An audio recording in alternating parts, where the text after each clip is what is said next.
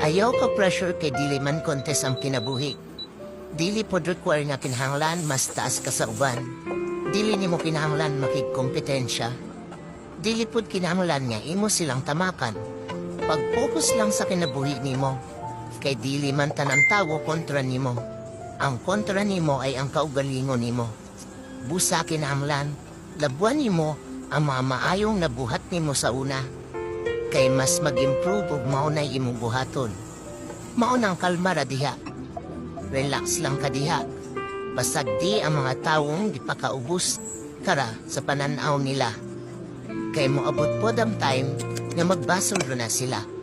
Walay pikto sa kinabuhi. Mo nang mas pilia nga mas malipayon ka. Dili nimo kinahanglan makig-away sa mga taong why believe nimo. As long as nag-enjoy lang ka sa mga